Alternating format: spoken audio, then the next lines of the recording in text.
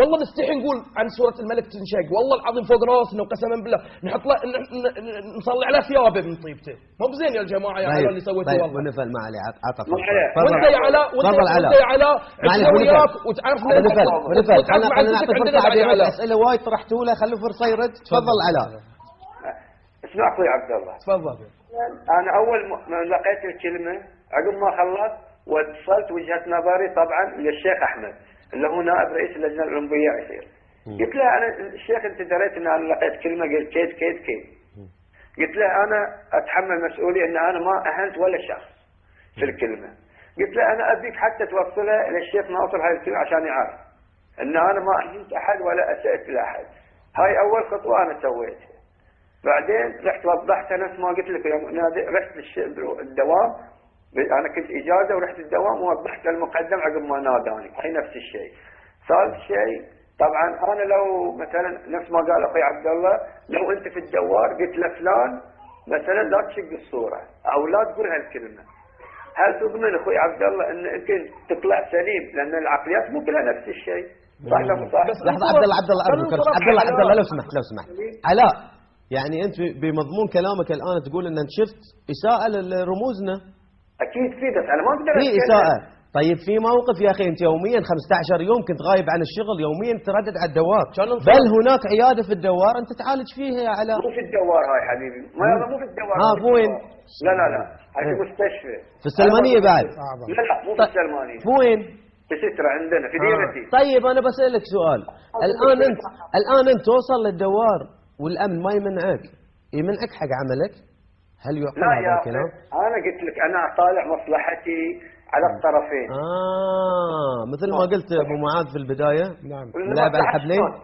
لا مو لعب على الحبلين. ما عندي تفسير ثاني للاسف. انا بعد لازم احاسب لروحي ما انظر يعني.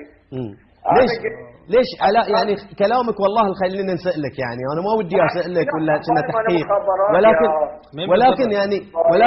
ولكن يعني انت اللي يسوونه الاهلي الحين فريق الاهلي علاء اللي يسوي فريق الاهلي الحين حاليا في بطوله انديه مجلس التعاون، ايش رايك في انسحابهم في دبي؟ والحين لحد الان ما اكدوا ولا يدري العالم يشاركون ولا ما يشاركون. انا ما كنت وياهم في هاي السفره. انت كابتن علاء، كابتن انت. بالنسبه لي انا قبل ما يروح فيصل يعني انا ما ادري شنو اسباب اللي خلتهم مثلا ما يلعبون، ما اعرف الاسباب، اعطني الاسباب وانا اقول لك. اخوك محمد يعرف الاسباب. انتم وش رايحين دبي؟ هم رايحين حق البطوله، عندهم مباراه شو اسمها. زين قبل 3 ساعات ينسحبون. لحظه شباب عطونا جهزوا لنا فيصل العالي رئيس جهاز الكوره.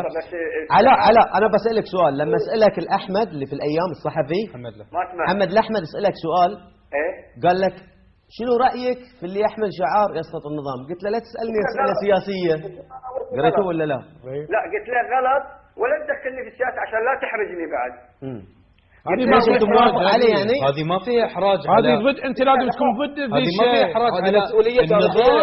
محمد بن عيسى ما فيها احراج على هذه. اصغر واحد في البحرين يدري ان رمز النظام في البحرين جلاله الملك، مو ثبت. انا ما اعرف.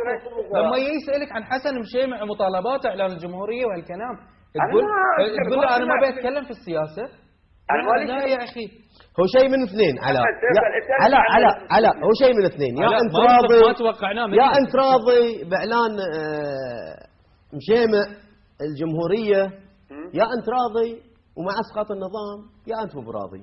لا واحده من الثنتين في قلبك. ما يصير ان اروح ارضى باسقاط النظام وانا ما قصروا وياي الدوله، هاي واحده. وما يصير تقول لهم لا تقولون ذي الكلام لان بعد تراضيهم. قلت له انا ما اقدر افسر وجهات طيب نظر. علاء خليك معنا على الخط. علاء اللي ينصحك انه تطلع في اللقاء الجريده ضرك، ترى ضرك